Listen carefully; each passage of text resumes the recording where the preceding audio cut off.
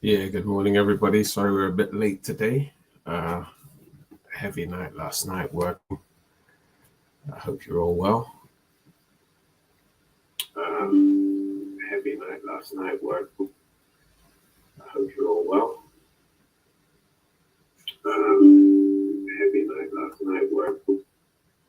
I hope you're all well.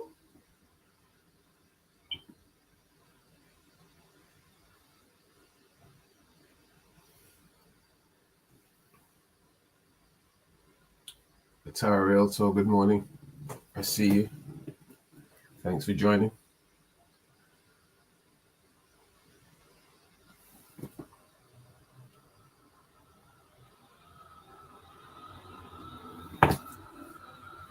Kenny Mighty, good morning. Thank you very much for the taps. Thank you for liking. Thanks very much. Yeah, keep tapping. Don't forget also to tap on the heart above my head. That's part of the lifespan of this live production. So yeah, if you just tap on it, and then when a few more people join, then we can get going. Looking forward to another productive session today with all of you, my admirers of this Saturday morning chat that we have, and that is so productive. Thank you, Atara Realtor.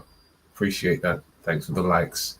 Yeah, like I said, don't forget to tap on the heart above me, and also if you can help me to achieve my weekly goals in my gift box. Thanks very much. And just get some more of these guys to wake up.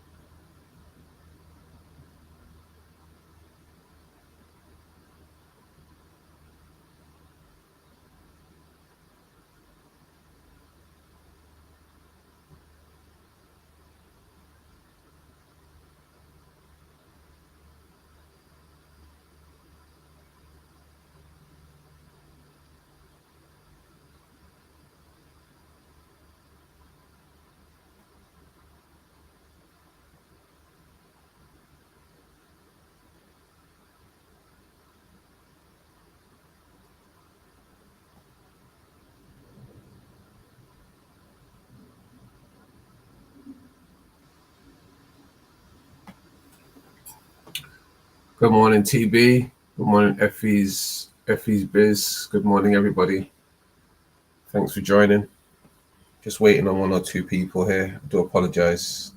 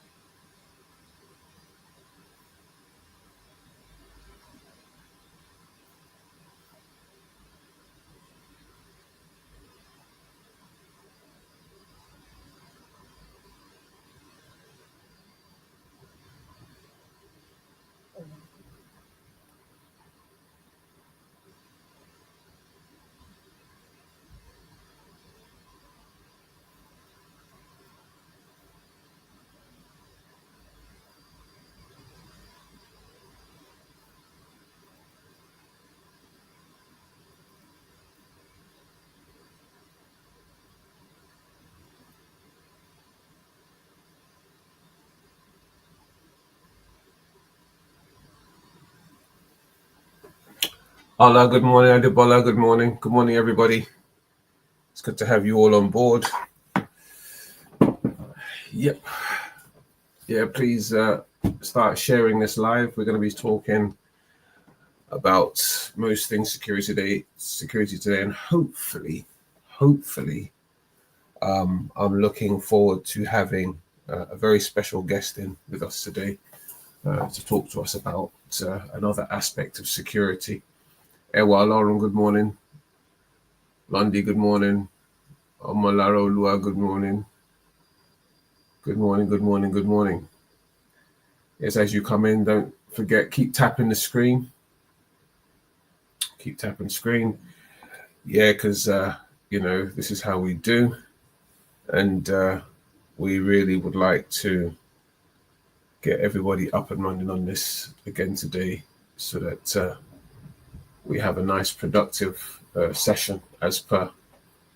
I hope you're all doing well. I would like to hear from people, find out how their week went. And if there's any particular areas of security matters in the world that you'd like us to talk about, because I'm always interested in other people's stories as well as whatever it is that I want to talk to you about. I'm always very interested, very interested in what people have to say, most especially when it comes to security and security matters. So please, jump in, request to be on the panel, and gladly I'd really like to hear from you and talk about, and we can advise each other on whatever it is that could be a stumbling block for us security wise, or if there's any advice that I may be able to proffer. So yeah, please don't be strangers. Please join in.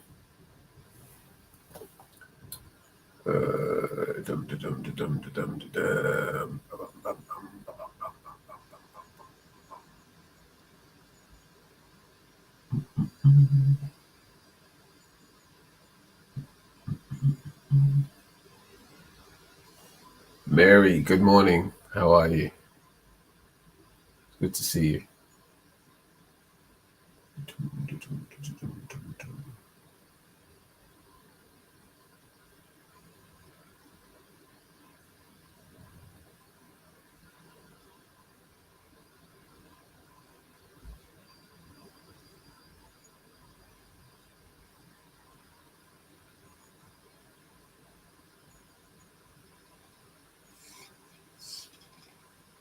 Good morning.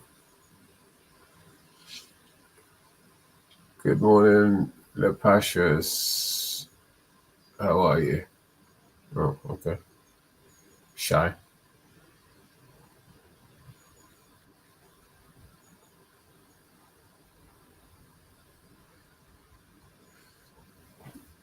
Yeah, if there's anybody on StreamYard, please, it would be nice to hear from the StreamYard end as well.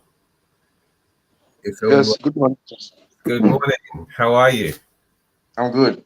Good to see you Excellent. again. It's always a pleasure. Always a pleasure. Ifeoluwa, good morning. Oluwaseyi, how are you, sir? I'm good. Thank you, sir. Well Good done, Excellent. sir. morning, sir. Good morning, Ife. How are you?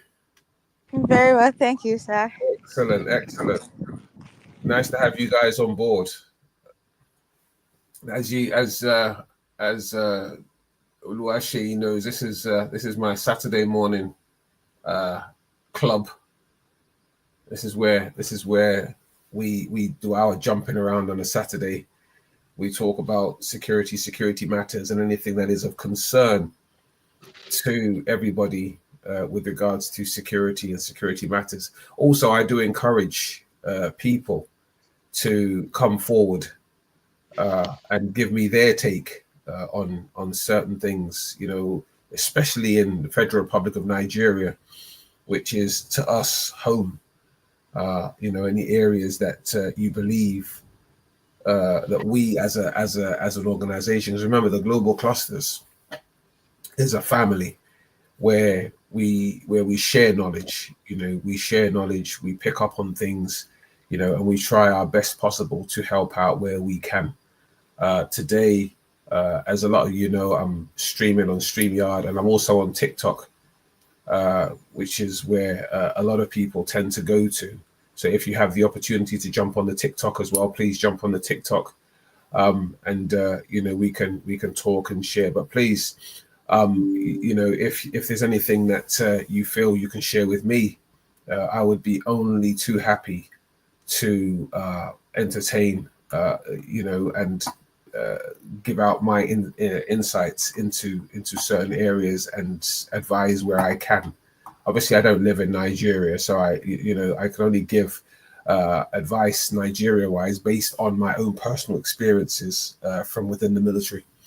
So yeah, Uncle Shail Dushago, it's always a fantastic pleasure to see you whenever you come around, because I know how busy you are, and I feel very honored having you here on my live stream this morning. So thank you very much Thank you, for sir. honoring.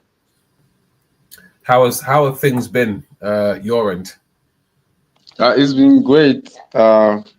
We've been working, doing our best Hmm. to work all things right. In the community, in the global clusters community, Hmm. engaging, encouraging people, and our intending clusterians and non-clusterians, everyone dropping our life.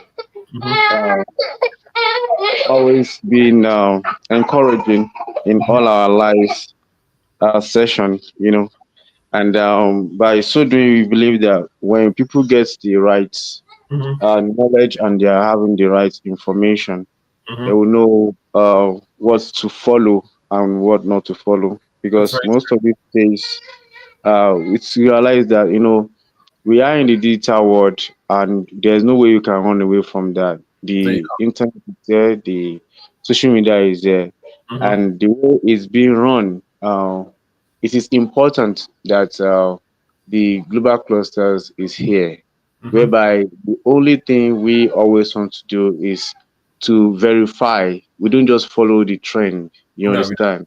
don't. We want to make sure anything that is coming forth, Hmm. is something that is verifiable, that That's is right. of value. Hmm. You understand? And that's why any information that we pass across, Hmm. is not because we want traffics or views. We are making sure, because everything that is being sent out in the community is something that can be verified, go over again, scrutinized, and That's checked right. again.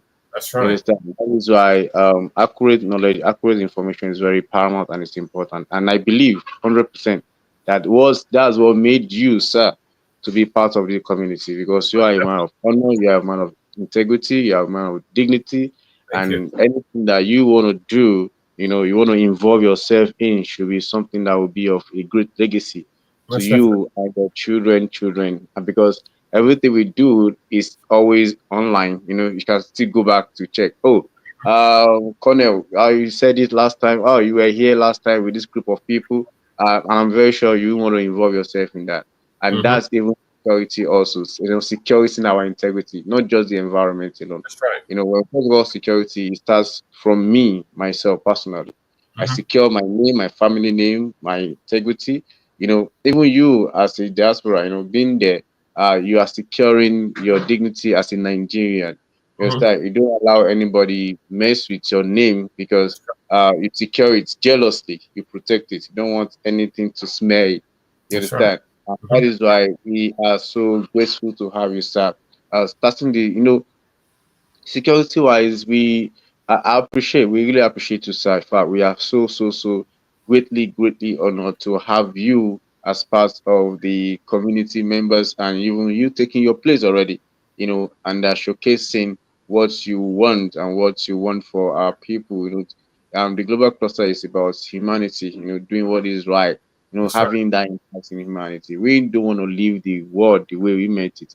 No, we We don't. want to meet, we want to add a value. There are several names, that are being called upon, when we are talking about people of value in the world today, not Mhm. just in Nigeria. And we want to have our name also imprinted in That's those right. names of dignity That's And right. doing that, I think it has to start with us, as in with me personally. That's I right. have to protect, protection and security, they go along. I have to protect my name, protect That's right. my image. What am That's I right. doing? What am I doing right? Okay, I want to venture into a business. Is it a legit business? Mm-hmm. Isn't just not just because of the money. You understand? Okay, what's gonna be the consequence of that? You understand? And this kind of people I'm doing business because you can't do business alone. You understand? The kind of Mm-hmm. business, the kind of people I want to transact with, are they people that I can vouch for, that even tomorrow when there's any challenge, are we still gonna be sticking together? Are they Mm-hmm. not people of questionable characters, and like all those things are part of security to me, That's and I believe to others also. And we sometimes we just when we say security, we look at the nation as a oh, we look at the soldiers, we look at the army, we look at the police, we look at the arms, we look at the bombs and the guns. No, even your character wise, your mindset wise, right. security, yeah, secure your mind. What is coming into your guide it, protect your mind, protect your brain, protect what you're Mhm. thinking about, protect the information coming to you. You understand? We are in a world whereby everything's flying now. In fact, the internet is just like a bottomless pit now. That's that's right. With Most definitely. everything just coming, is unending. Even with the TikTok, you go reels upon reels upon reels upon reels. You move from there, you move to other things. So many things are flying. So you have to That's protect. Security start with you, with your that's mind. right. Most Protect definitely. your soul, your mind, your thinking. Yes, sir. Guide it jealously. Guide it because from it come the issues of life. So Mm-hmm. when I guide my mind, what I'm thinking about, it will guide and navigate, help me to monitor and help me uh, know how to chart the course of my doings.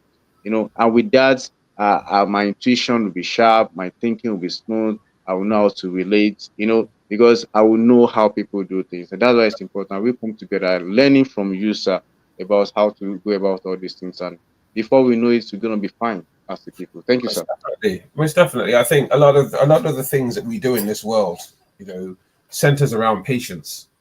When you're patient and you have a goal and you are determined to reach that goal, you're determined to influence people's lives. You're determined that certain things, uh, that are wrong, need not continue.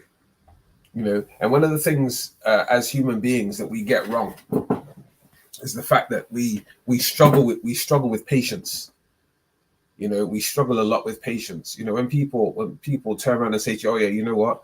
Things are going to improve, right? They will definitely improve, but you've got to be patient. You've got to, go this route and go that route. And when you go this route and that route, this is the outcome. It's like someone who gains admission to a university, and on day one, all they can think about is the day of graduation. When they get that piece of paper in their hand to say, yes, I've completed this, and the letters after their name, but they forget that it's going to take them at least 3 to 4 years to get there. And because of their impatience, they try to cut corners, and in cutting corners they get cut. And that means that you're now about to waste the time that you've spent, the time that you spent uh, applying, the time that you spent uh, buying equipment, the money that you spent on accommodation, the money that you spent on resources. And now you've gone, and because you tried to cut a corner, you've now been caught out, you've now been expelled or removed, right? And all of that is gone. And that's the same with security. With security, you've got to be very patient. You know, I say to a lot of people, especially like when I'm talking to my people, I say to them, just because you're wearing a uniform, right, and you've been given just that little bit of authority, it doesn't make you the authority. It actually makes you an even bigger servant. You've got to learn to serve before you can actually lead. If you can't serve, you can't lead. And that's the thing with security. I mean, like I keep saying, and I've said it over and over on my live feed, I've been in this field now over 35, almost 40 years now, and with each day I'm learning something totally, totally different. There's times when I go out to do an assignment and I do something and someone pulls me to one side and says to me, you could have done it like this. And I think it over. I think it over and I say to myself, wow, you know what, you're right. I probably could have done it like this, or I probably could have done it like that.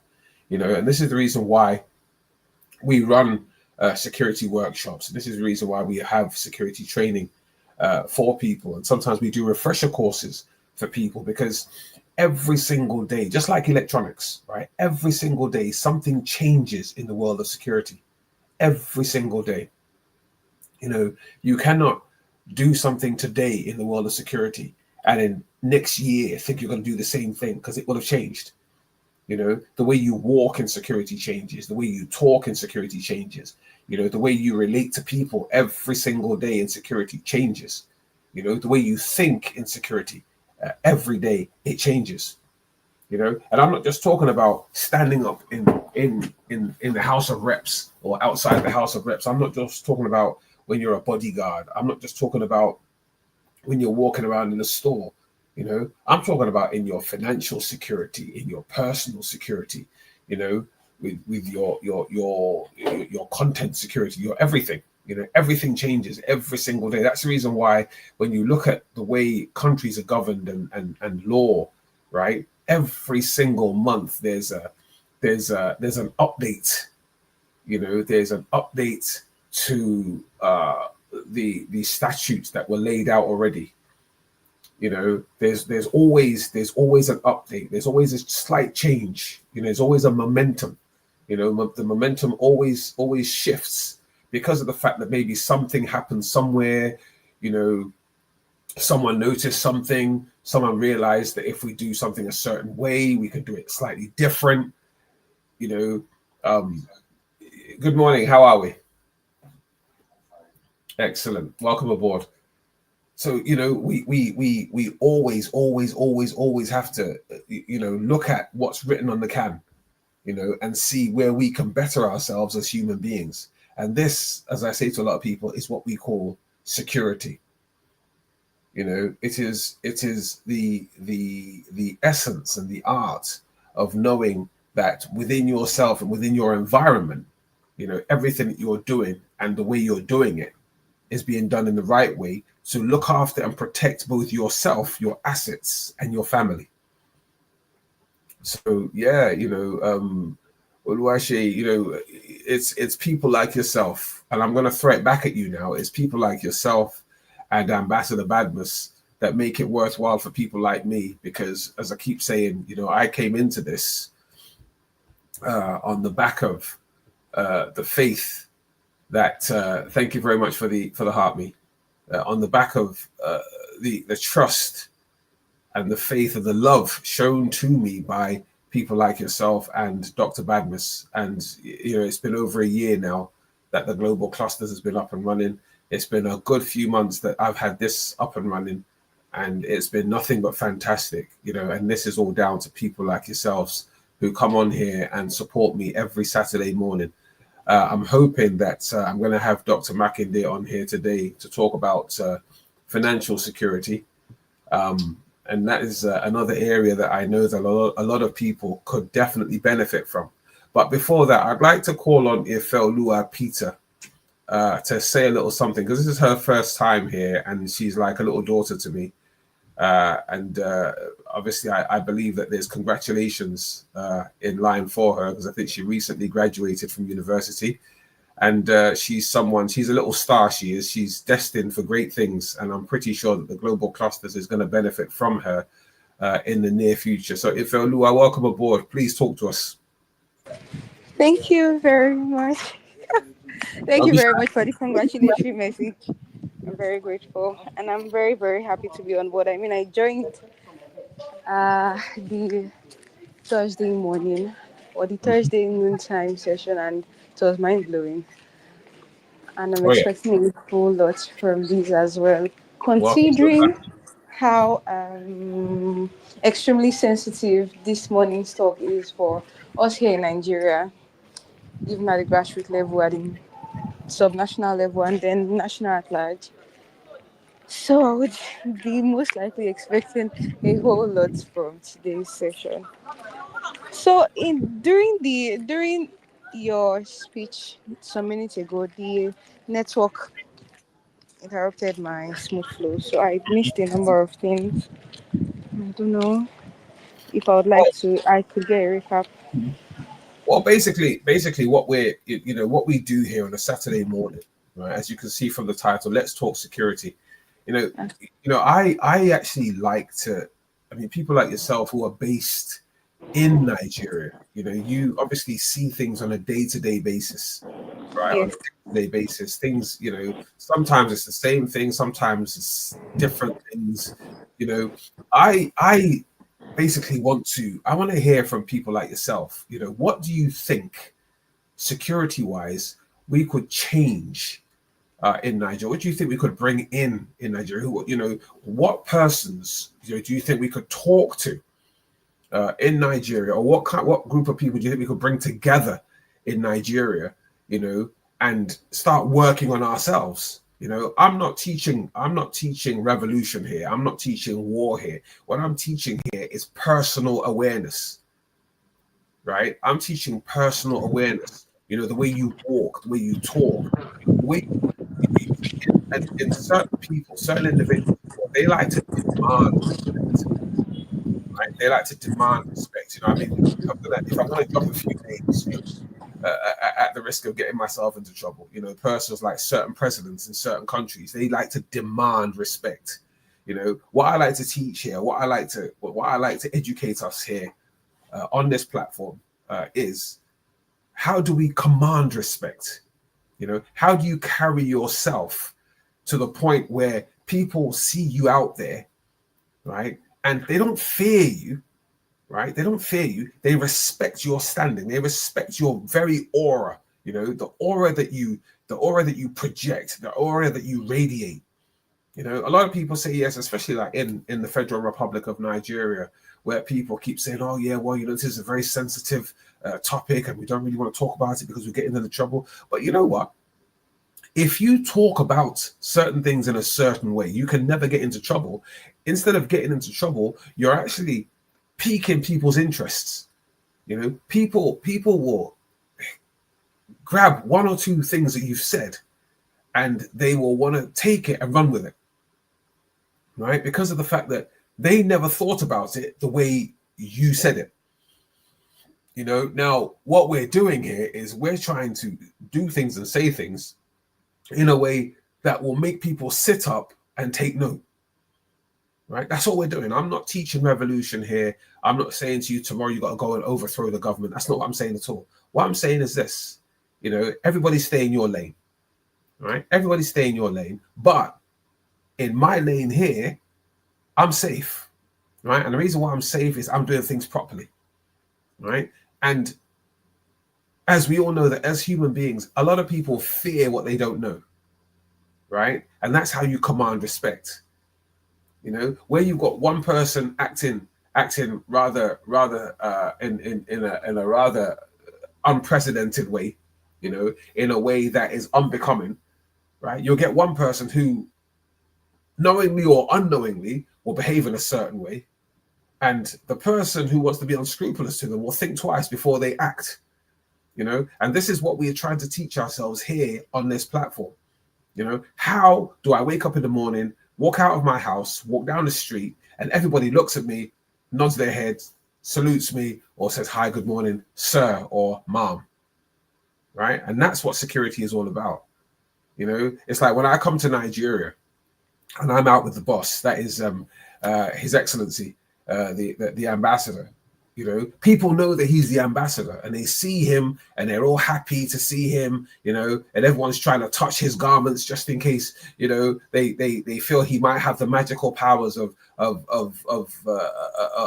whoever, right? And they're hoping and praying that when they touch him, or they manage to shake his hands, that overnight they're going to become multi-billionaires, right? But then they see me standing behind him, right? Now, some of them will know that, yes, I'm standing behind him because I'm his 001 in the security area, right? And automatically his main PPO, his personal protection officer. But they won't know what to do. They won't be able to push me out of the way because, you know, I'm not going in there telling everybody to back off and move away. You know, I'm just standing behind him, you know, guiding his movement, you know, stopping people from bumping into him, etc. and so forth.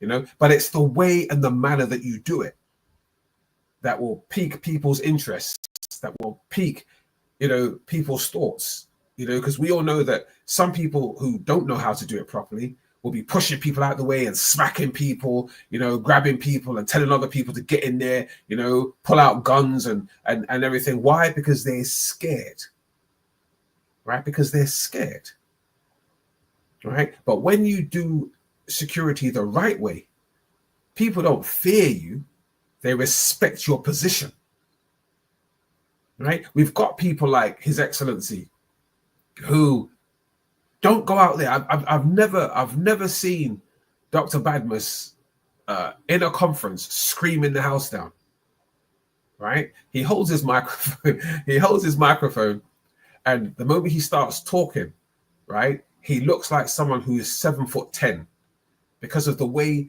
he expresses himself, with the way he says his things, with the ideas and the encouragement that he brings to the room.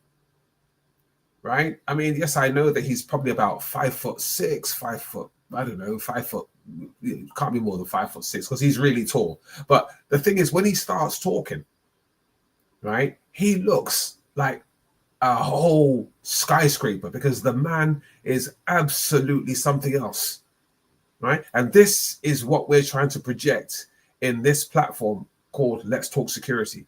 You know, I would love to be able to empower you with the tools, right, to speak on these platforms with confidence, right, to be able to speak in open forum, right, in a big hall in front of thousands with confidence. Because why? You know what you want to talk about. You know what you're talking about. You're not shy. You have no reason to be shy, right? You have no reason to be shy, right? You have every reason to go out there and say your piece. So, if one of the things that I'm going to say, obviously, I've congratulated you on your graduation, but one of the things I would love for you to be able to do, right, henceforth, going forward, is you're a young lady, got a great future ahead of you, and you know, go out there and be great, right? And this Global Clusters platform is a fantastic springboard for people like yourself, right? It's a fantastic springboard for people like yourself. I know how many people I talked to about it. I spoke to people about it just last night at an event where I was providing security for people. And I was talking to guys and girls from Trinidad, people from Guyana, people from Barbados, people from Jamaica yesterday, you know, about the global clusters. And I've got a couple of people interested, you know, hopefully over the next couple of days, they're going to log on to some of the stuff that we do. And this is all down to people like Oluwaseyi Odushagun, people like His Excellency Dr. Badmus, people like Dr. Sheyi Makinde, because of the fact that what they have brought to the clusters, right? And what people like yourself, Ifeoluwa, I'm pretty sure is going to bring to the clusters, right, with the right guidance, is going to be fantastic. So yeah, once again, welcome aboard, and I'm hoping that your stay with us, your joining us, is going to produce something magical for both you and your family, and you know what, and your friends, because I tell you what, you've got friends. You're going to make some serious friends on this platform, right? Serious friends. I mean, I'm buzzing at the moment because I've made friends in the last year that I never would have dreamt of being able to call my friends. You know, so this is what it's all about. Good morning, Your Excellency. I would like to acknowledge the entrance on TikTok of His Excellency, the global president of the global clusters, in person of Dr. Adekunle Badmus. You know, thank you, sir. I want to greet you, especially retired Sir Michael Gbenga Oshin, for all you do to contribute positively to humanity. And you're a great man.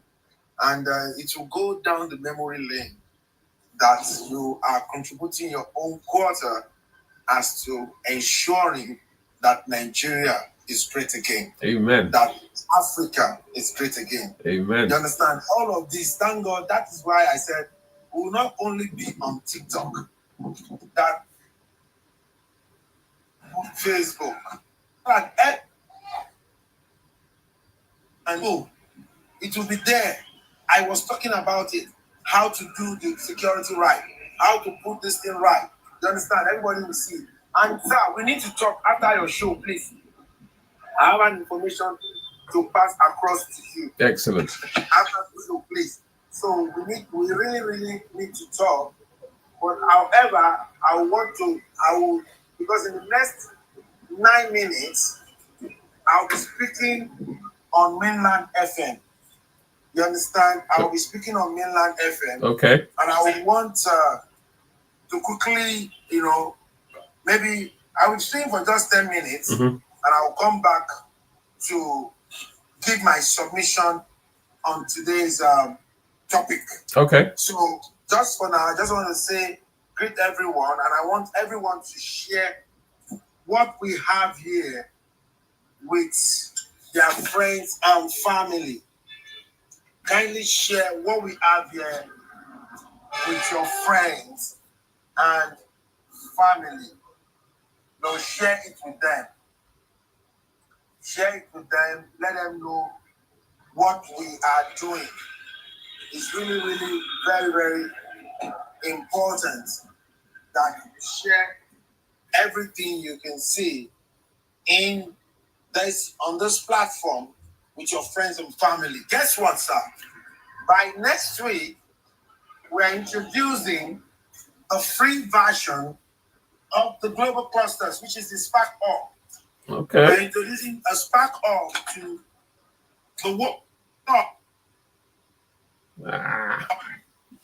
that actually wants to join the global cluster Spark Org.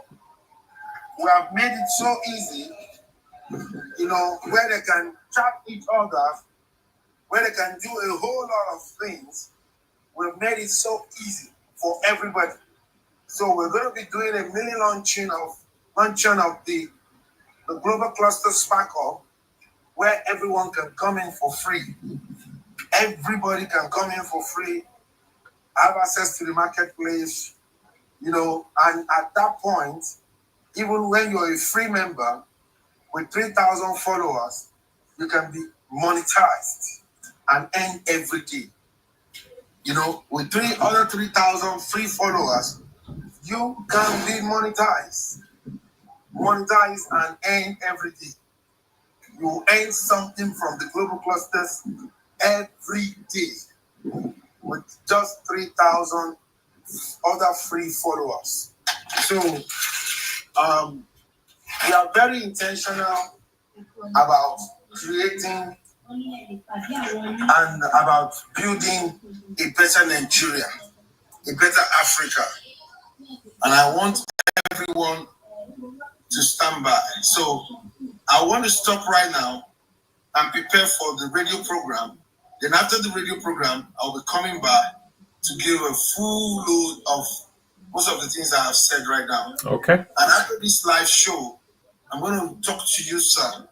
The 001 Global Security Cluster of the Global Cluster in the person of retired Colonel Michael Gbenga Oshin. Thanks for all you do to contribute positively to humanity. And based on the mantra, Donald Trump said, "Make America great again." But you have said, through your expertise, you're going to make sure that Africa, Nigeria is great again. Thank you very much. My sister, Grace to Grace, excellent morning to you, ma'am. And my brother, Olasikon, thank you for showing up. Let's share this program out. Over to you, sir. Thank you very much. Thank you very much, Your Excellency. As I keep saying, for those of you that come onto this every Saturday, that man does nothing but push me. He does nothing but push me. I've been pushed so much just last year that I'm beginning to lose weight already. Up until about a couple of months ago, my stomach looked like it was going to get its own address. Sorry, sir. Sorry, sir. Please, let's have Dr. Shemakide speak for Is 2 he? minutes. Is he in? Oh. Yeah, it's nice being here. It's nice. Hello. Good morning. Good morning. I was wondering. I was wondering where you were. Enter into a program now, and I quickly just want to chip in. You know, when we discussed within the week, I said I was going to come here in a full-blown form. That's right. And discuss financial security. That's right. I'm going to discuss financial security. And one of those things is this. I want us to note very well that no matter the level of security or whatever we want to put on, we need financial security. That's right.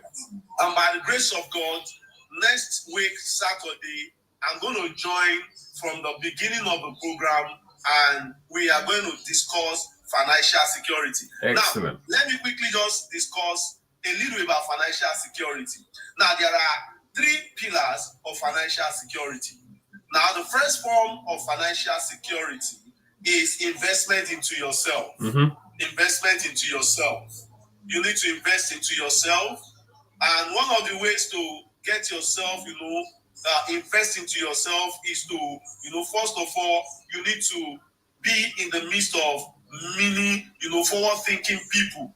You need to be in the midst of people that are well-meaning in life. And you need to know that the people around you will determine how far you will go. That is the first form of investment, because your environment, there is something that is called the law of environment. The environment you find yourself will determine what you become. You cannot outgrow your environment unless there is a shift, a force that is stronger than your environment that is at work in you. So you cannot outgrow your environment. There must be an external influence that's come to you that will help you to outgrow your environment. Except for that one reason, that singular reason, you cannot outgrow your environment. Show me your friend, I'll tell you who you are. I'm proud that I know Colonel Michael Gbenga Oshin. I'm very, very proud, and I'm very, very proud that I know Madam Grace to Grace, very proud and the like, So the people you have around you will determine how far you would go. They are calling me already. Then the second form of investment is you need to invest into landed property. Invest into ARE. That is one of the latest financial security you can ever talk about. Let your money work for you.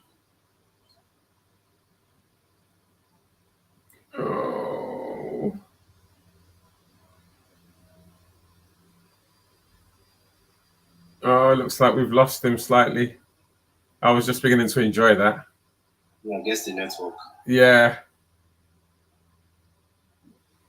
Oh well, while we wait for him for the network to sort itself out, with the little that he said there, I'm pretty sure that a lot of us have grabbed some of that. There's on the clusters. I'm talking about security, right? And as you heard from Dr. Shi, there's many different forms of security, and the one that he's talking about there now is financial security, right? Now, for those of you who don't know, right, we have different mind surgeries every day. We have 2 today. We got mine in the morning, and we have 1 in the evening around about 5 o'clock, right, on one of the other mind surgeries in the global clusters. So those of you who log on to the global clusters, and listen to some of these other great speakers talking about different areas to which you can train your mind and train yourself, to be secure in life and in yourself, and as Dr. Shi said, landed property is the one right now. The ARE concept of the global clusters it's thriving seriously, right? It's thriving seriously, and I would advise that people jump on that as soon as possible, because you would definitely be, building and leaving a legacy for yourselves and for your family and for your kids, in the nearest future. So, going back to some of the things that we were saying earlier on, and I'm going to bring Ifel Lua back in, because I'm always ready to listen to youth, right? Because I was where she is once upon a time, and I saw things different to how my parents and my elders saw it at the time. Now she's an up and coming youth, and I would love to hear from her, her perspectives on quite a few things, and then we can build on that, because I know that Ife is a very ambitious, a very forward thinking young individual who, with her project managing experience and a lot of the other things that she has picked up on business wise over the years, to anybody that she works with and works for, she's going to be a fantastic asset. So if I'm going to bring you back in, I want you to address this forum for at least the next 5 to 10 minutes, on some of the things or some of your visions for tomorrow.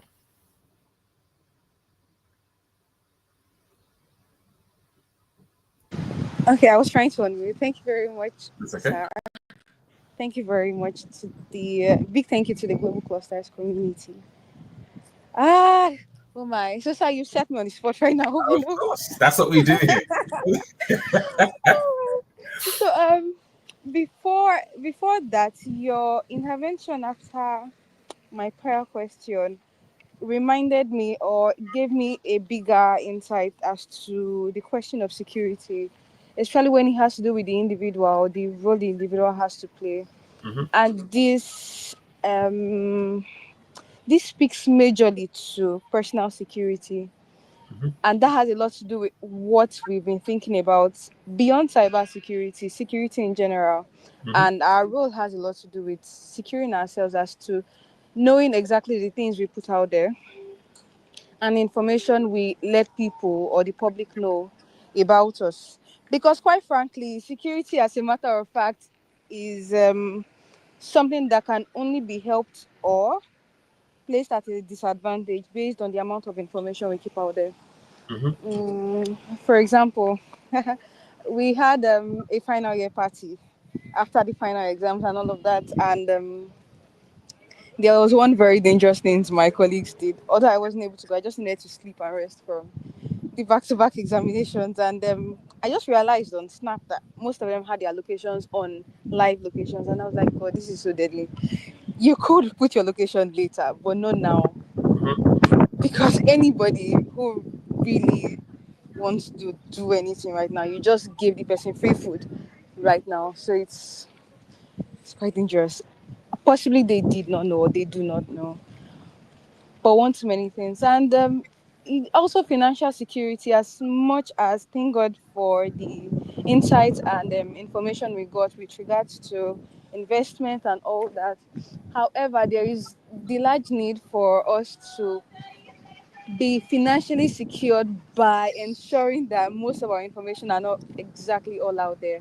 And I think that speaks a lot to modesty, as much as one too many wealth is made or not made, or not too many. Regardless, there is the whole need to be mysterious. I don't know if that's the right word to put it. In my academy, there is this leadership training program I'm still on. It's a year-long program. I think it's going to end in November. Mm-hmm. There is one thing that we were taught, and it had a lot to do with being mysterious. Information about yourself has to be extremely limited outside, especially when it comes to finance. Mm-hmm. People will really not threaten your security if you do not feed them with the information that they need to work with to a very large extent and all of that. So that's the very, very little knowledge I have among the very big great minds here on the platform and in the community. Thank you for the opportunity to share. You're very welcome. You're very welcome. And you know what? I've just picked up on something that you said there. And I think I'm actually gonna talk about that for a few minutes now. And that is when we started this live platform today, I was talking about people being aware of their surroundings, the people around them, and the things that they do on their day-to-day basis. Now, I know that we're in a time now of technology and things advancing forward, things being done slightly different. And I said it earlier on, not quite a few minutes ago, that when I was around about the same age with Ife, the way I thought was different to the way my elders and my parents thought. Now, we all know that now, yes, everybody's got a cell phone, and cell phones have evolved over the years, and the way people use their cell phones are different. It's no longer just the phone, it's some people's whole life, because inside your phone, you've got your contacts, you've got your bank details, you've got your credit card details, you've got your email address, you can email from it, you can do a whole meeting from your phone, everything. It's literally a walking office.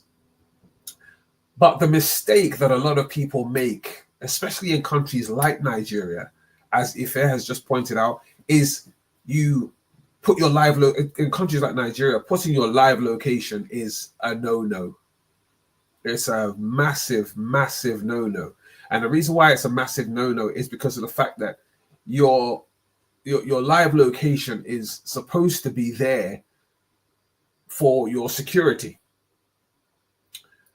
But as we all know, that with every positive, there's also at least 2 or 3 negatives, right? And the reason why there's more than one negative is because of the fact that people put those negatives there, and they make those negatives work for them. Right now, how is this a negative? Now, it's a negative because of the fact that, everybody nowadays, we live in a world of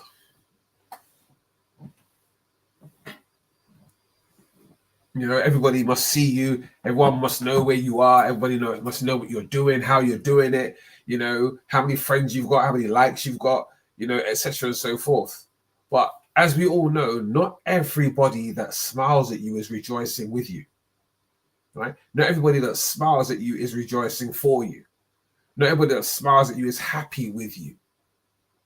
Now, somebody who has been trying to locate you, right, in the negative sense for a long time, suddenly gets wind of your location, and it's not a safe haven. You're out with a group of people. Now, amongst those group of people, because everybody has suddenly put on their live location, right, some of the people who are friends with these people that want to do you a negative are also where you are. So now phone calls have gone around that, oh, the person that we've been looking for is actually right there.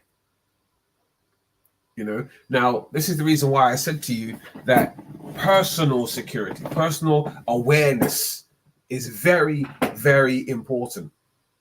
It is very, very important. I can't stress that enough, right? It is very, very important. The fact that, in Nigeria today, right, there's a lot of rich people, and there's a lot of people who have money. There's a lot of people who've made money, a lot of people who are making money, right? Now, making money and being financially secure is a good thing. It's a beautiful thing, right? But it's also a beautiful thing for certain other people who would just like to be able to get their hands on what you've got, but not the way that you got it, if that makes any sense. They know where you are, right? Or as they say in this part of the world, they know where you live, so therefore they're going to use that vital information, and that vital information is your location, to track you down and do what they've got to do. Now, in the world of security, what you need to do is you need to have a multiple set of eyes. You have to have eyes in the back of your head, eyes in the side of your head. You've got to think like a chess player. You've always got to be at least 2 moves ahead of people, right? Now, showing off your latest iPhone 16 Pro Max, right, on social media is not the way, right? Holding your iPhone 16 Pro Max up in the air in the middle of a crowd, showing them that, yes, this, that, and the other, not realizing that the guy 2 rows behind you is going to grab that phone and you're not going to know who it was that grabbed it because there's so many people there. Who do you want to accuse? We have got to learn to think security, right? Every one of us has got to learn to think security, And when we say think security, I'm not saying every one of us has got to be a security guard or a security officer or a security professional. What I'm saying is you've got to learn to think security. Am I doing this right? Am I walking right? Am I looking right? Am I hanging out with the right people? As Chris Rock once said in one of his comedies, he said, everybody's a suspect. And that's what it is in the world of security. Everybody around you is a suspect. Sorry, bear with me. Right? Everybody is a suspect. And you've just got to be able to think that way. You've got to think that way. You've got to, you've got to carry yourself that way. And as I said earlier on, when you're carrying yourself, you carry yourself with respect. And that respect that you carry yourself with, it radiates around you, and people see that, right? People see that respect and they gravitate towards that respect and they treat you with respect. You have commanded that respect. Now, I've just noticed that I've got Olasukomi in the house, and I actually would like to hear from him because I don't think I know this person, and I really would like him to introduce himself and, give me a little submission on some of the things that he's heard. Good morning, sir. Good morning, sir. How are you? I'm fine, thank you, sir. Excellent. Where are you listening in from?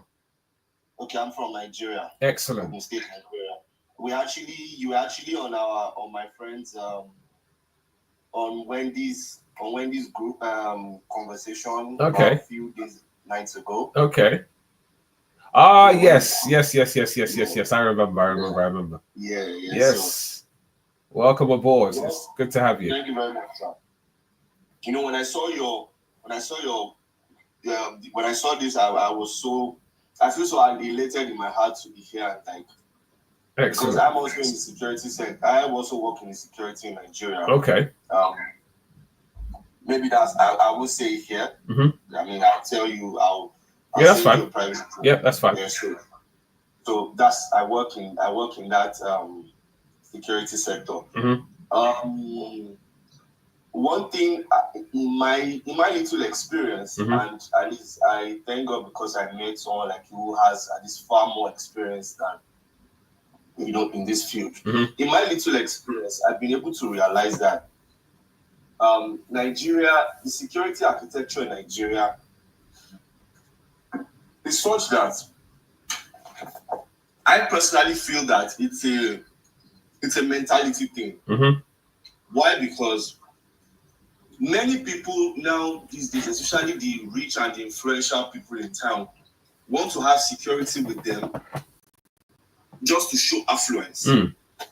In a way of showing affluence, mm-hmm. in a way of oppressing, the next rich guy, their rich friends, showing up their rich friend. Okay, look at the number of security escorts I came with. Mm-hmm. They are with guns and you're fully kitted and everything. It's a way. I see them as a way of them showing affluence, showing mm-hmm. that okay, yes, I have money to hire security. Mm-hmm. Whereas they are putting themselves on a risk. That's right. They are putting themselves on a risk.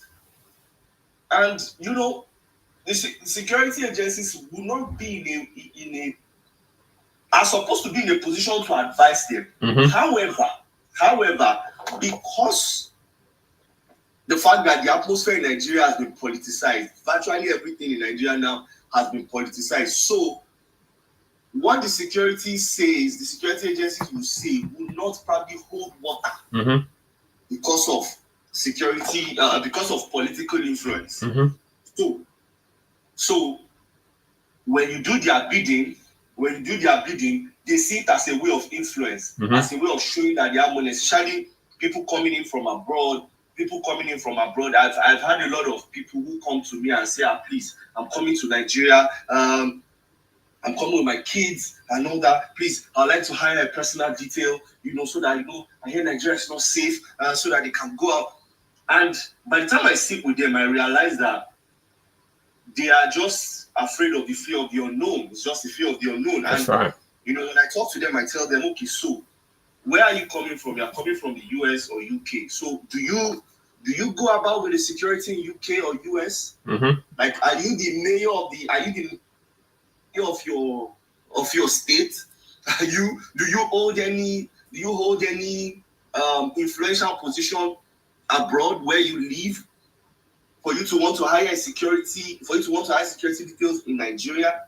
What do you want to do? And they tell me, hey, we want to come and have a holiday, bring my children to Nigeria for holidays, and all that. I tell them, I said, so look at it this way. Now, you going out, your kids are going out with security, details and all that around them. Don't you think it's going to be a threat on your kids? They will be restricted and all that. Do you go about in the UK or US, wherever, flaunting your iPhones in the public?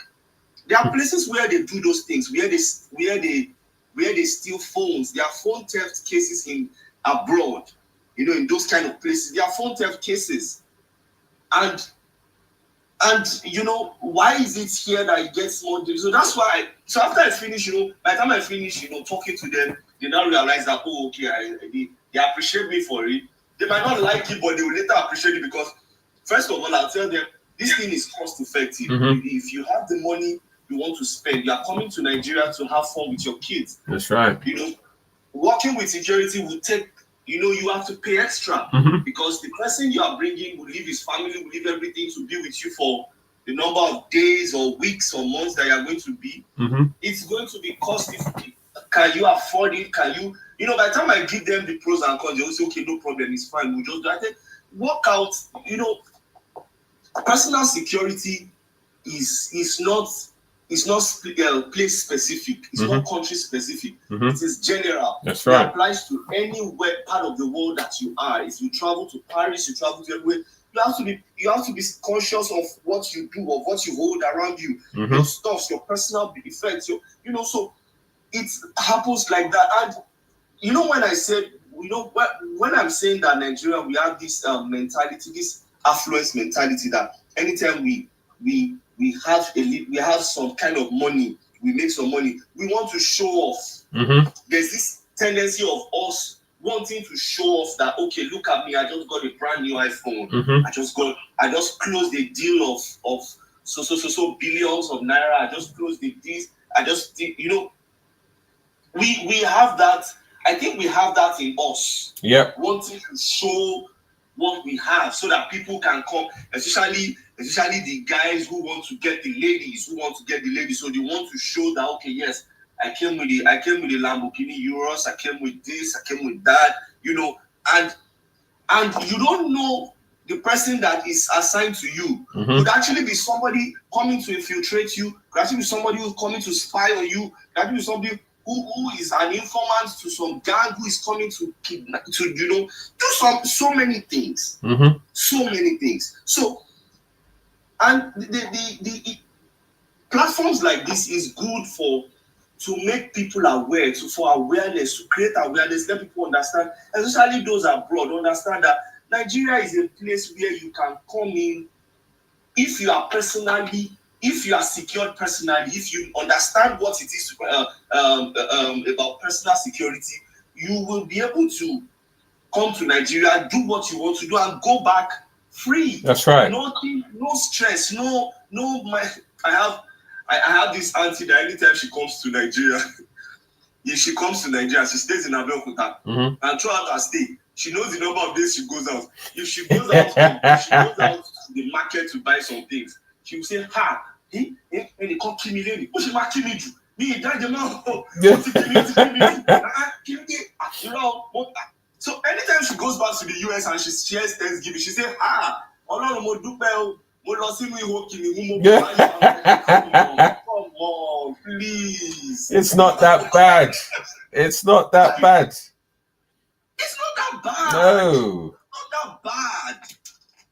Yes, we have kidnap cases, we have this case, yes, insecurity, it is there. But at the same time, there are people who come into this country, live their life, and enjoy themselves. Even if you are going out clubbing, having fun, still be conscious of yourself. Yeah. So I'm glad to be here. I'm glad to be here. I will follow up on everything, every cluster, because I also want to learn. I also want to improve myself. I also want to, contribute my own quota, because security for me in Nigeria, until we realize that, until we take this personal security serious, even to the highest office, if they understand it, I'll keep saying it, that if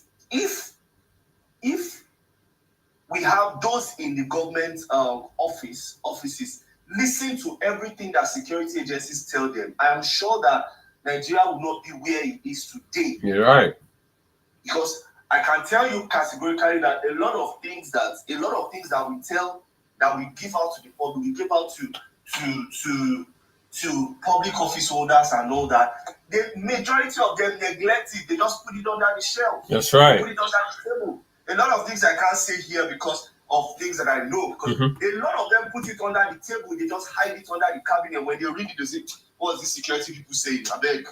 They do what they have intentions of doing. They will end up doing what they do, and if it backfires, they come back to the security agencies that security agencies are not doing their job. That's right. Security agencies are not doing their job. Whereas security agencies will give you proactive intelligence on what is about to happen based on what they are seeing.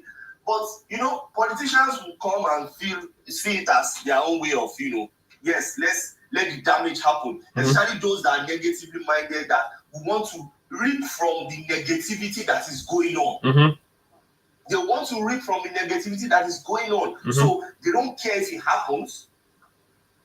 Now you put security agencies at risk. No, you put them at risk. No funding, no incentive, nothing. You send them in there, and if they are not able to, nip the situation in the bud, you will come back blaming securities for not doing their job. Whereas you have not given them the right empowerment. You have not given them the right tools. You have not encouraged them enough. If they are encouraged, they will do their work. They will do their work absolutely and perfectly, brilliantly well. And that's why you find many security agencies today, or many security officers today, wanting to work with VIPs, because they'll look at it that why do I kill myself to want to secure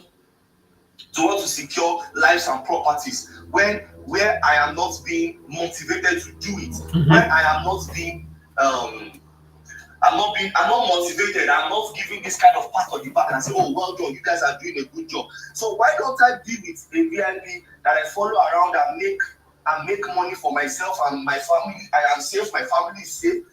Why don't I do that? Than staying. So that's why you have virtually, I won't say half, or almost half of security agencies in Nigeria today are posted to one VIP. Are posted to one security details to one government official to one, or the other. You find them there. So now, who is now going to protect the citizens? Who is going to protect the citizens? Well, I have a question. Yeah. Now, I'm glad that it's actually really, really refreshing. I want to welcome on board my brother, Lieutenant General Benjamin Olaftubosun. Good morning, bro. How are you? It's good to see you on board. Good morning. Nice topic. Excellent. Right now, Olaftubosun, my question is this. Now, when I look at Nigeria as an entity, right? You have your VIPs. You have your church leaders, you have your pastors, and everybody all out there, surrounding themselves with men and women carrying guns and all sorts of ammunition, etc., and so forth. Now, would you honestly say to me that this even in a country like Nigeria, where sometimes the risk is kind of high, but would you honestly say to me that that is a proper use of security resources? I'll say that, sir. It's not a proper use of security. In as much as, yes, the church will need security at some point, right? But to that extent, we'll say it's not a proper use of security. Why I said what I said is that now the church will need security because, yes, in as much as, yes, you have everybody's coming into church or mosque to worship and all that. At the same time, you cannot rule out the fact that there are still some with negative intentions who are coming to either steal or do a lot of things and all that. That is where security comes in. So there's a need for the church to fortify its security defenses and all that, just to be sure that members are coming in, sane members are coming in, and at the same time the negative ones are checkmated and great. But where you have church pastors must go out with security with guns and everything, at some point I see it as excess. Excess. Although we have people too, citizens who everything they want to do is they want to touch, they want to feel, they want to try as much as possible to make sure that they touch and all those things. So some people people can be excess at that point in time. Yes, you might need security, but at the same time there should be a level of balance where it should not be something that it will be too much, where it will look like using security to oppress the people, using it to harass the people. Okay, I was in an occasion an event where Daddy Adeboye was to come in and in Ibadan, and while we were alerted that he will soon be here and all that, Bishop Wale came out to say, please, I want to beg you members that Adeboye will be here, so please don't go near him, don't touch his shoes, don't touch his clothes, don't kneel down in front of him, which people will be that excess actually, because if it's possible that, if possible, some are permitted, you want to even touch his clothes, even dip hands in his pocket, do all those things. So there's some level of control. So that was why he came out to make that statement that please just watch him from afar as he goes in and do whatever he wants to do. So please, no, we don't need that. Now, at that point in time, there should be some level of control, some level of access control. Not to the extent of making it look so bogus, look so threatening, look so frightening. I've seen a video where a police officer was seen carrying bag for a VIP person, carrying especially a female VIP person, carrying her bag, help her carry her bag, which to some extent it's wrong, it's unprofessional. I can't carry your bag for you. I'm not watching your bag, so why would you give me your bag to carry? A lot of times you see, and a lot of them you see the way they abuse protective details posted to them. Ask them, oh yeah man, help me buy this, go and do this for me, go and do this for me. My job is not to go and buy stuff for you or to send you. You are not to send me on errand. I am to protect you, and if there's anything that happens to you, I'm going to be the one to blame for it. Now, I'm actually happy at the point that you've gotten to just now, because my brother up there knows me personally, and he knows that I live for security, and everything that I've ever done has been security for the last. Am I allowed to contribute to? Yes, I was actually about to bring you in. Give me a second, I'll bring you straight in, because I actually want to hear from you. Right, give me a second, I'll bring you in.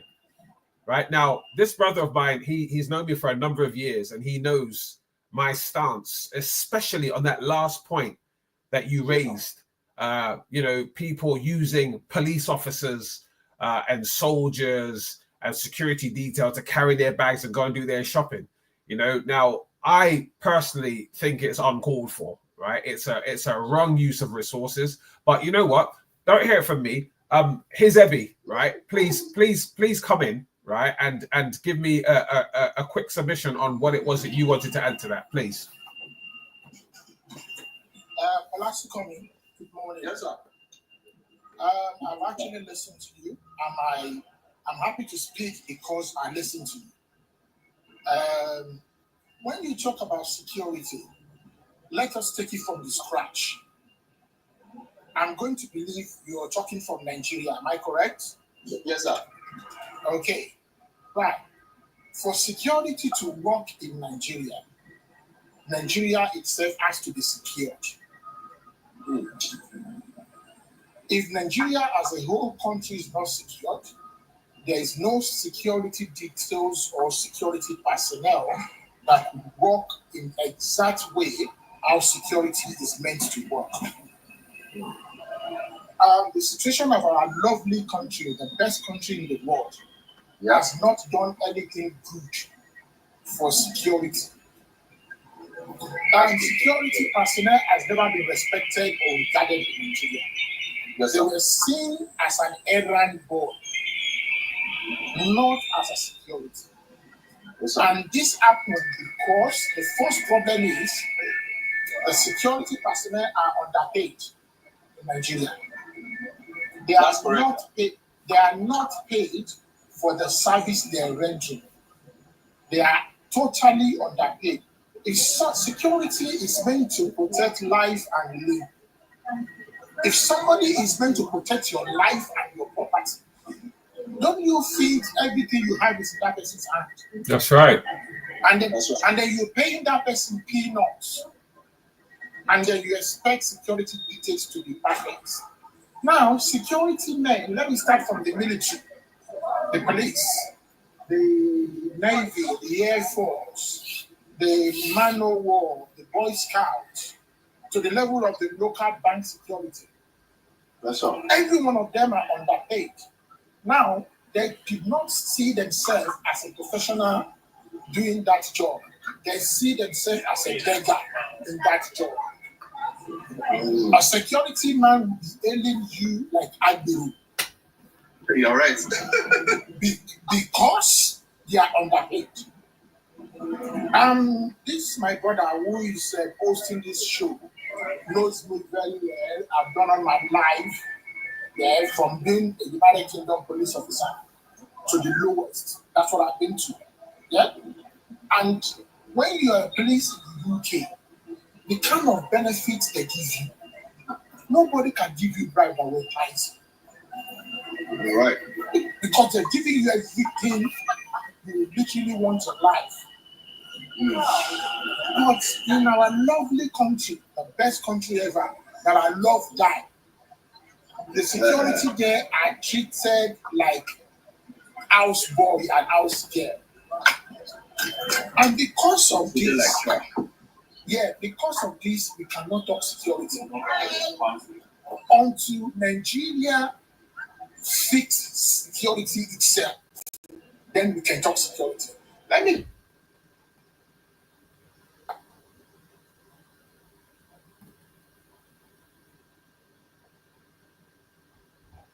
wrong while I was on the bank in Ibadan, same Ibadan. Yeah, this person came in. The security men that are meant to check them out at the door where I was.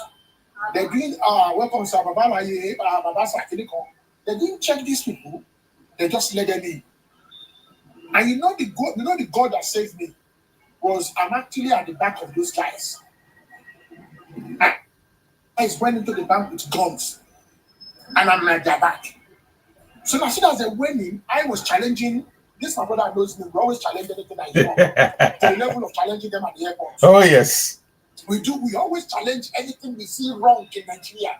Me and him, we've actually nearly shot Murtala, immigration officer, for doing the wrong thing. So I challenged those bank security. As I was challenging them, arguing with them, I heard gunshot inside the bank. And I ran back. And before you know it, those 3 guys hold everybody to hostage and rob them inside the bank. So when the old shenanigan went down, I came back to the bank and I said I want to see the manager and everything. And I said to them, you guys are stupid for employing these people as security. That's right. Because these people let those guys in. The police, they arrested them, but eventually they left them. They were thinking they know those guys, but they didn't know them. But they're only doing Baba Sarah Gberu. And those guys gave them money and they let them inside the bank. Without money, they let them ambush by him. The same thing is happening in the Nigerian system. And this is why you see churches, dignitaries, big men using security anyhow. Because security cannot defend its position and its job. As a security officer, you should be able to control your principal. You're the one that will tell your principal, sit down there and protecting your life. Stand up. Follow me this way. Yes, sir. But they cannot do that. They have to follow what their principal says because they don't have money. They're paying them less penny. So they become errand boy. Let me give you another scenario. I have a very good friend. This is my brother knowing. He's the chief security details for your state governor. The past one, Ajimobi. Okay. Yeah. This guy, me and him were 5 and 6. But he's the chief security details. You've met the person I'm talking about. I think so. Yeah. His name is Shino. They call him Said. He's the chief detail of the past governor of your state. There was me and him would go out a lot when we were in Nigeria and everything like that. There was a day I went to his office and he was actually telling me in the governor office, he said, is that how the governor listen to me or he died? If he doesn't listen to me, he will die. And I was like, what do you mean? He said, most of the time, I've actually carried him and thrown him in my car and run away when they want to attack him. Yes, yes. And he said he has to do it a couple of times. I work in that same place where that person was. Exactly. And this person has to tell me that I have to do it a couple of times before the governor can trust me.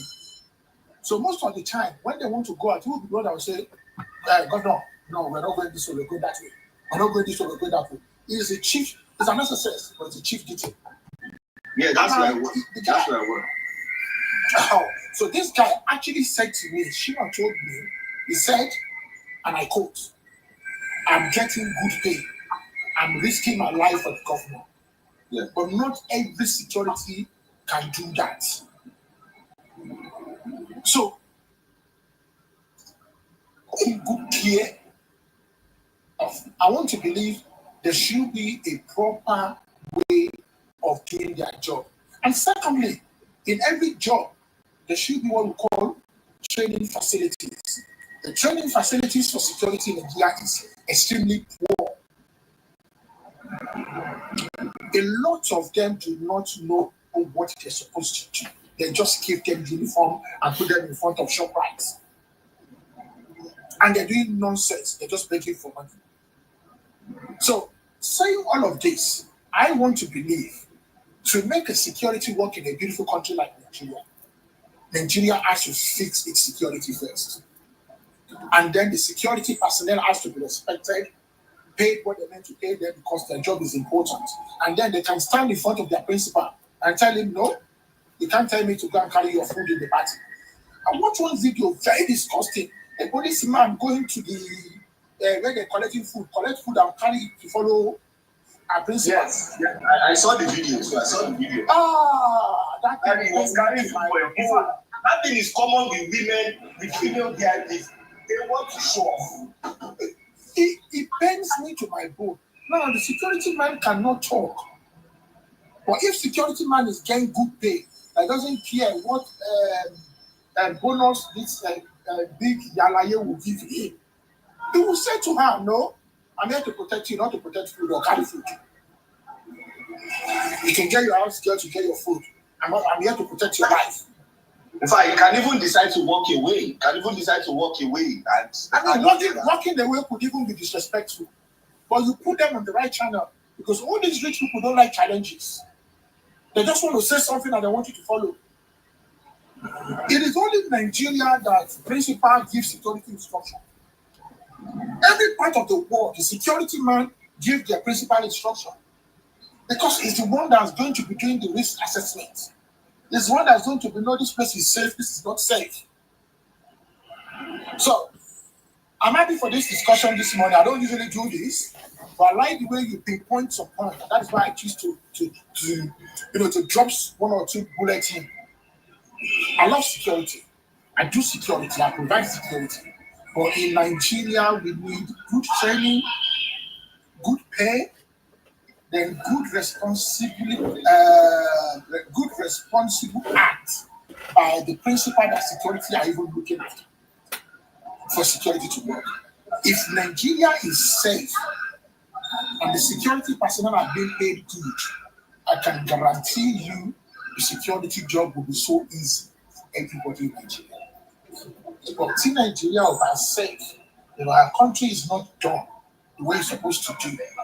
Security are just going to be like Agbo, which most of them are like at the moment. It's really sad, but that's the truth. It's really sad, but that's the truth.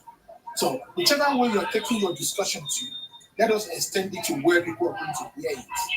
And no, security is not just about big men, it's about protecting life lives. So if I'm going to protect your life, I'll be the one controlling your life while I'm in duty. And if I cannot do that, if you want to control me, then why would you get me the security man? There was a scenario that happened one day in this same Ibadan. And I was watching it on the listing when Ajimobi was telling one of the security men to go and bring somebody, one of the children that were protesting. I want to take you down and say, oh God, no, we can't do that.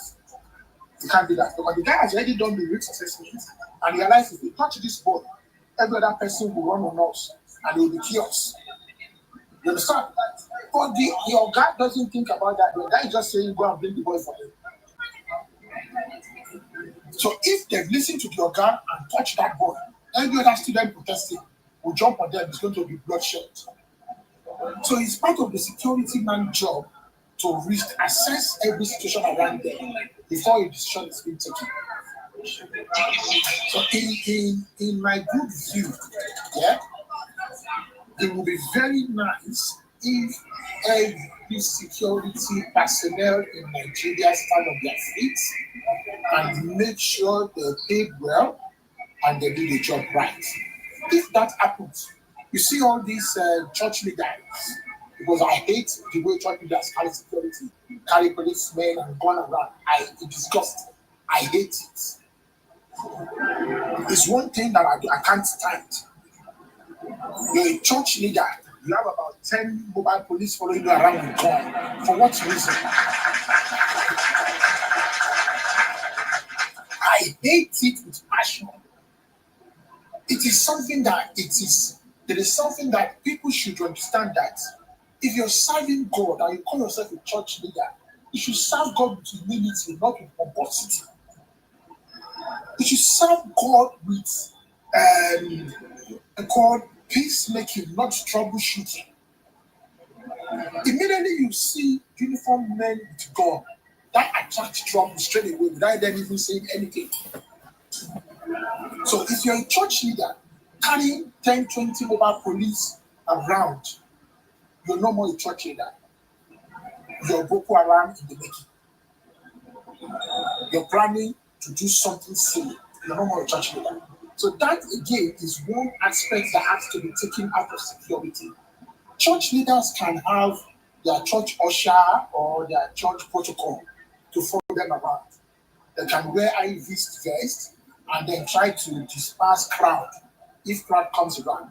For policemen, no, it's totally out of it. And I'm saying that this is another thing that makes Nigeria ungoverned for security personnel. Because now people are saying it and believe the only thing we can respect is gun. Any security man that doesn't have a gun, they don't respect it. because we've advertised policemen in every area. We've advertised mobile police in every area. That is totally wrong. I don't know where we got that nonsense from, but somebody has to take that nonsense away. I don't know where we got it from.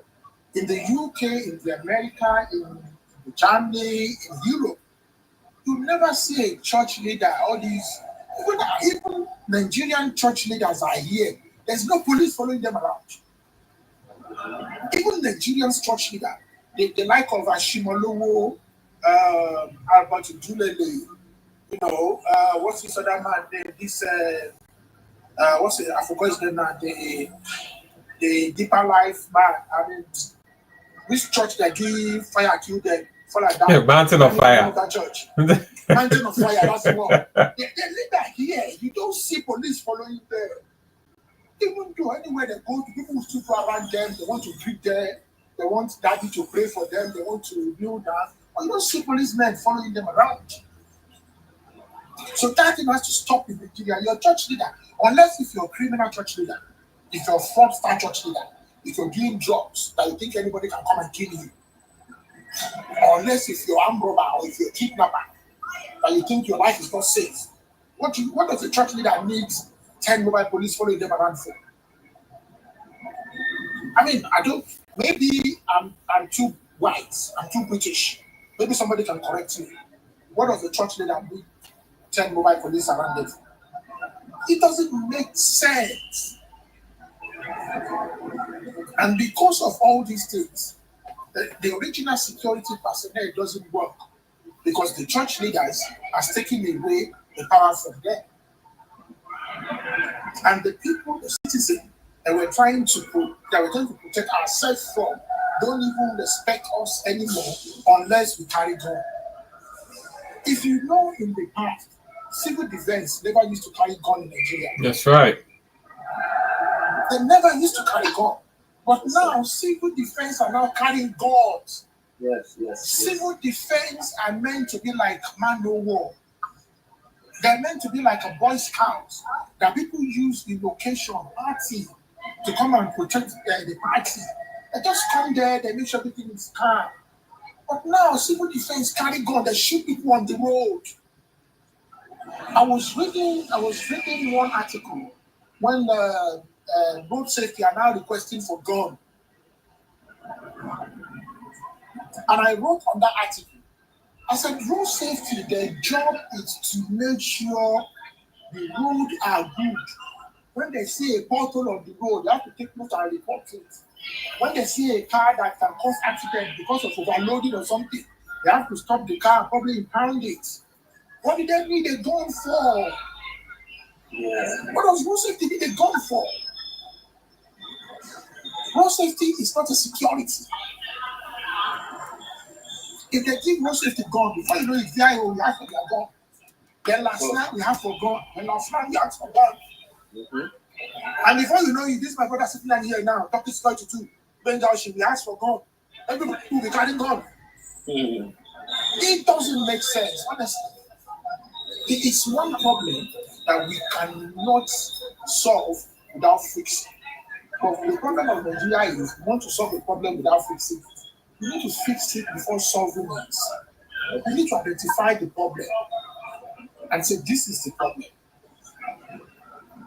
Every security man you see in every place now, people don't listen to them because they're not carrying gun. Mm-hmm. Because they see God is the only thing that they can listen to. God is the only thing they will come on number 5. God is the only thing that people can listen to. Without God, they don't want to listen to anything. And that goes to the level of how security has deteriorated in Nigeria. So, on this discussion this morning, Mr. Amos, I'm not sure where you're going to carry this to, but you need to carry it somewhere because you started a good point. I don't join TikTok conversation because a lot of them talk rubbish. They don't talk reality. But this is a proper thing that is affecting our country. The security carrying gun is so bad now that even all these Yoruba actors, I was so mad When I saw Yoruba actors that the police are following them with gun, all these Yoruba actors that they're not even educated. All these Olodo, they cannot even speak fluent English from one sentence to the other. That's why I said some people see it as affluence, show of affluence, show of wealth, show of status. Oh gosh. I honestly feel so honored this morning to have my brother in on my Saturday morning show. I don't know whether you know his Ebby.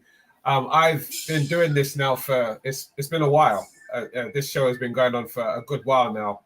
I was in Nigeria last year and I was headhunted by certain persons in Nigeria, and I was brought into this organization called the Global Clusters, where I was made the 001 for the Global Cluster Security, and encouraged to set up this Saturday morning platform to talk about security.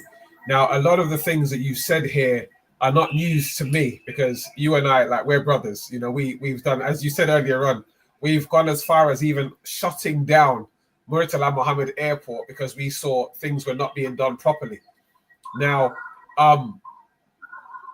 steps are being taken as we speak. Steps are being taken up to and including the NSCDC in Nigeria. Steps are being put in place. There are programs that are going to be coming up. By the grace of God, Nigeria will fall in line. You know, Africa will be great again.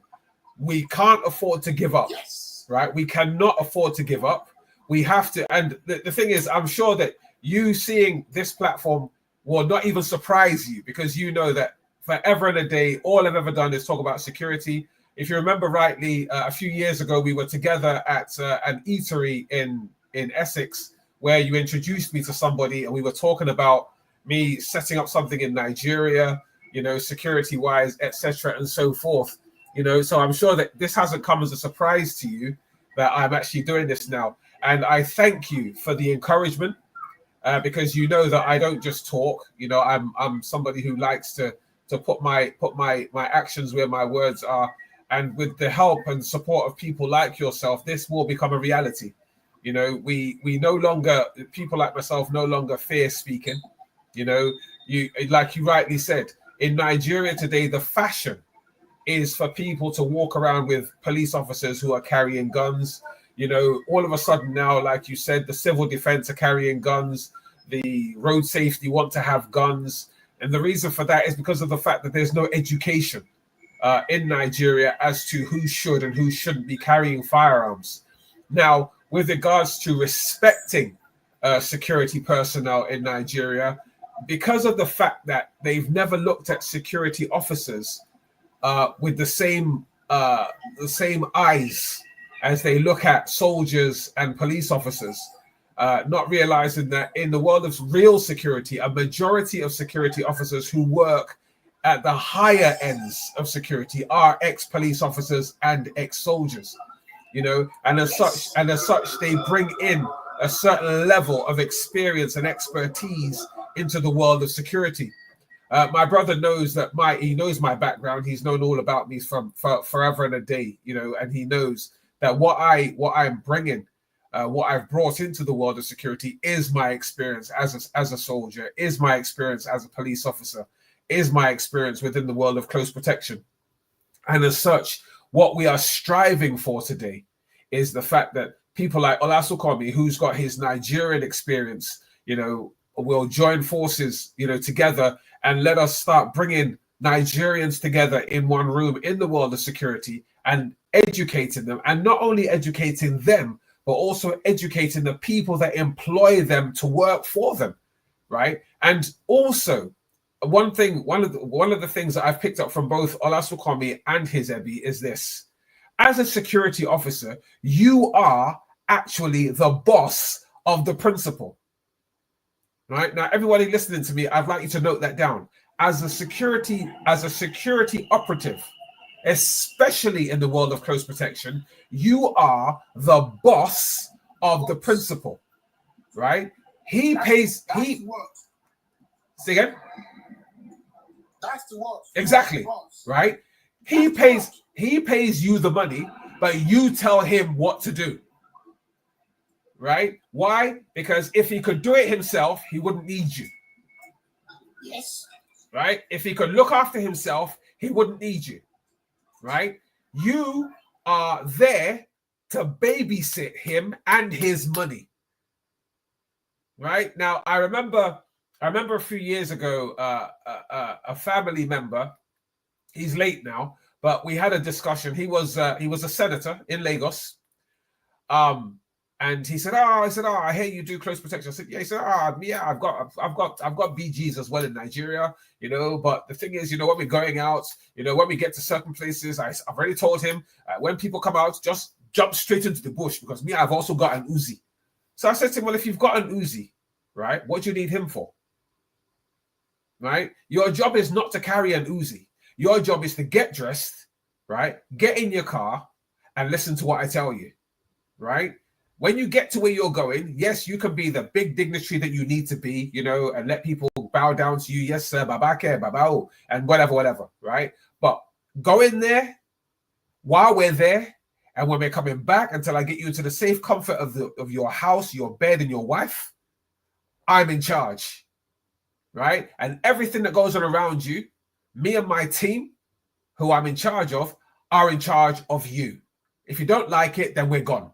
I don't care how much you're paying me, because why? As a security operative, right? And I'm pretty sure that both gentlemen who have spoken today will agree with me.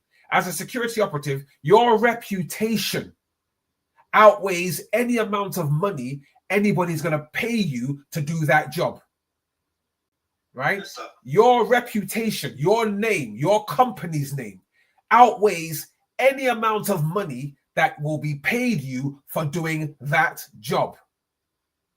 Right? And as such, right, that's why when I was watching, and I haven't had an opportunity to speak to his Ebby about these two videos that were circulating over the last month, where we have Wasu Ayinde and we have the young lady who was dragged out of the aircraft. On both counts, security lapses were very, very evident.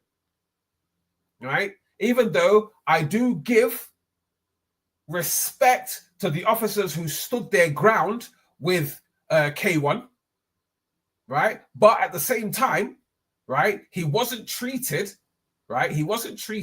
or dealt with the way that security operatives should have dealt with him, right? There was too much tiptoeing around because of who he was, right? Now, putting him aside, right, the young lady, under no circumstances, and I want his Ebby to come in on this one, under no circumstances should you, as a man, manhandle a woman to the point where you're exposing her nakedness, even if you are a security operative. Right? And I'm pretty sure that this debate is going to be rumbling on for a good couple of weeks now.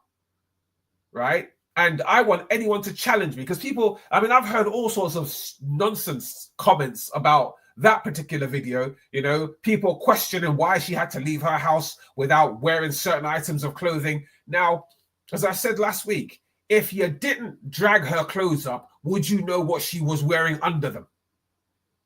Right? Now, as a security operative, your job is to go in and de-escalate a situation, right? Be a mediary, an intermediary between the two fighting factions, find a resolution, and calmly and quietly, right, escort the lady off the plane, right? And then do your investigations, and then come back to the two individuals and take your action from there, right? You do not, it doesn't matter who it is, you do not go in there and manhandle someone and drag them off of an aircraft. Because why, right? Remember, they brought her down a flight of stairs, right? Now, hypothetically speaking, you drag her down those stairs and she bangs her head on steps. Remember, they weren't plastic steps, they weren't foam steps, they were metal steps.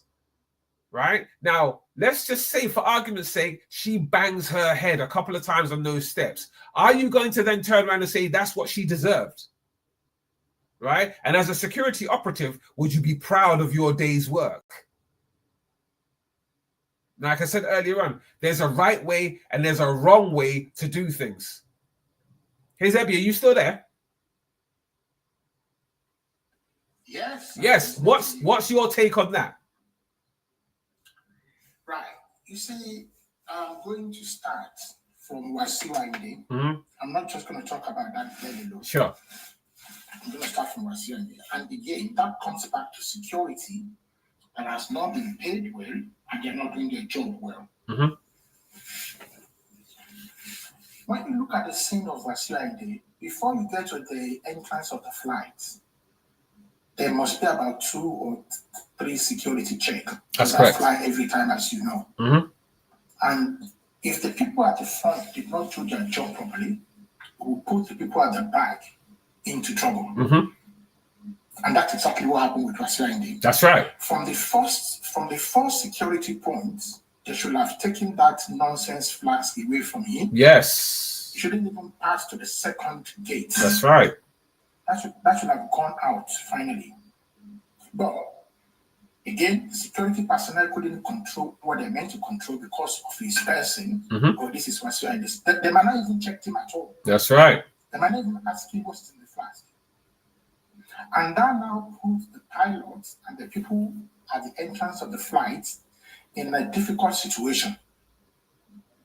Because look at it this way, for the fact that the people in the front didn't stop him, Mm-hmm. it would be like, why would you stop me? Mm-hmm. But if the people in the front stopped him, all the nonsense we've seen at the back wouldn't have happened. That's right. Now, all those security people at the front from the first gate, second gate, before you even get to the flight entrance, Mm-hmm. they are the people that should be, in my situation, in my opinion, they are the people that will be dealt with before I even get dealt with. That's right. And like I said, in Nigeria, we don't identify problem before solving it. We always want to solve problem without identifying what causes the problem. Mm-hmm. And without identifying a problem, the solution is always going to be difficult. We need to know this is where the problem starts from. Mm-hmm. So the problem starts from the security. Now, going back to the entrance of the flight, when I watched the video very well, I didn't speak to nobody. This is my judgment. Mm. I respect that pilot a lot for standing on her ground.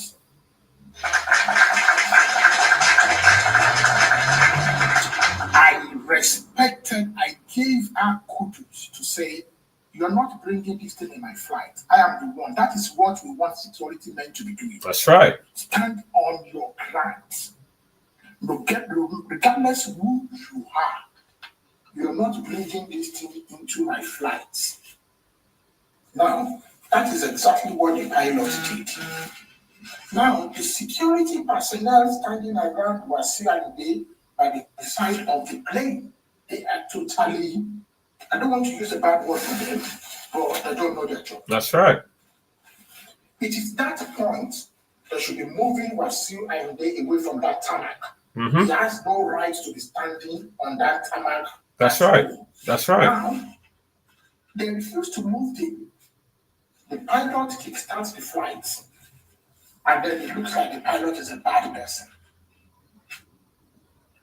The pilot wants to kill Wasiu. Now, put it this way, my brother. Again, if the security standing around the flight has moved Wasiu, yeah, would there be any problem for the pilot? No. No. So that is why I said where the problem always starts from, we don't identify it. So we need to identify it. So that's the second problem. The security men again did not do what they meant to do. They give you respect to him because it's what he's like in Masham. So, and that causes another problem. Now, moving forward to the girl, the girl that was stripped naked. If you watch the video closely, like the way I watched it, as you know me very well, I investigate matter. Mm-hmm. Okay. So, if you watch the video closely, and the way I investigate, the first video that was shown to us on that case was the one where the girl was a video where the girl is refusing to to listen to the year poster and the video poster. They never show us the video of everything that happened inside the flight. That's right. To that level. That's right. And then when I saw that, I said, I'm not stupid.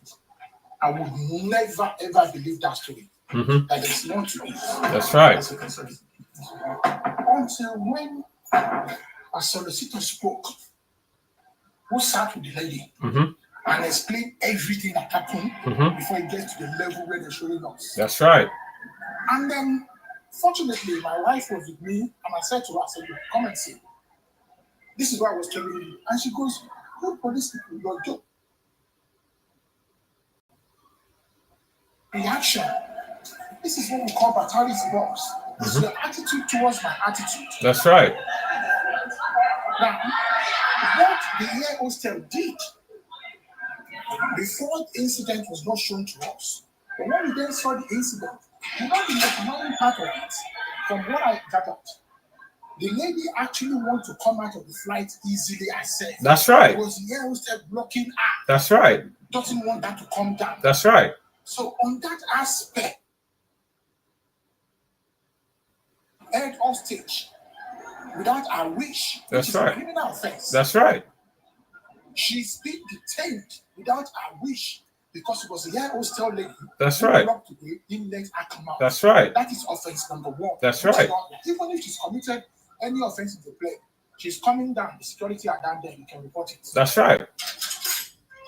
Now the second one. Now the second one that baffled me is this. You security men, they come in the flight. This person wants to come down. Why are you dragging her? Why are you pulling her? That's right. As a security man, you're already in the flight. This woman wants to come down. Why are you dragging her? That's right. Why are you pulling her? She's not saying I'm not coming down. That's right. Everybody is out of the flight. The thirdly, remember I mentioned risk assessment. It is important to always assess the risk in anything we're doing in Nigeria or any part of the world. The stress is metal stress. What strength would a young girl like that have that 4 or 5 of you would be dragging her down a metal stairs? That's right. What strength? Me, I can't see the strength. Now, as a security personnel, you need to be able to speak to people and diffuse a situation.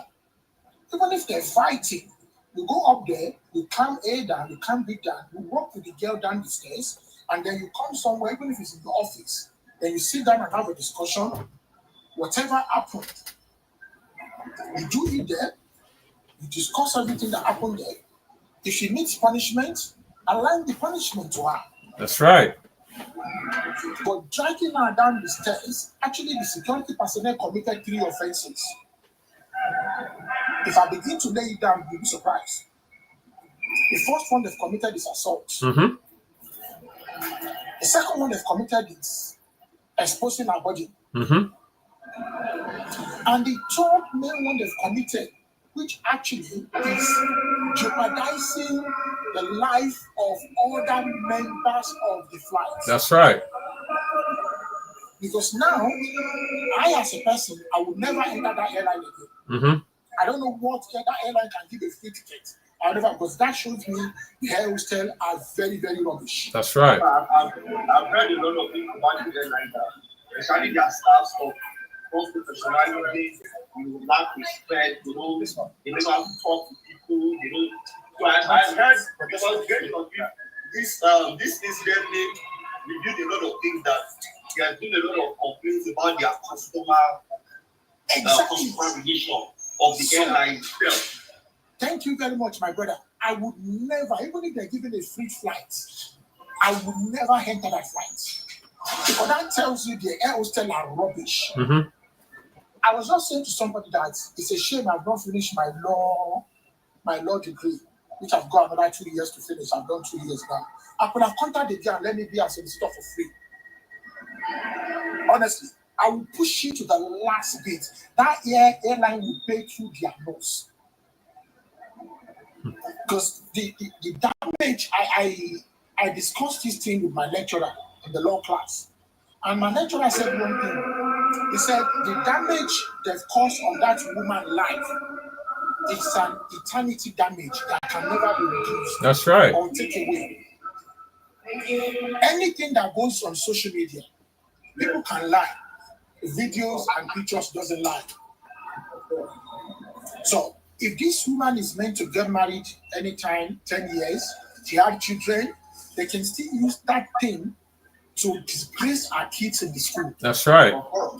It's an eternity that image. Yes. There's this, there will be this perception of her, like there will be this perception about her, look about her. Anytime she enters into the airport, apart from even her children or getting married, apart from even future itself. Now the barrister I spoke to even said this is a phobia for her to enter plane. Yeah. She might not be able to enter any plane again, thinking about what happened to her, what they've caused into her life. So, again, that boils down to the security. It's because security doesn't know what they are doing. Let me give you a scenario. Something happened. This my host brother will remember this. There's a store in Barking inside the VP Food Center.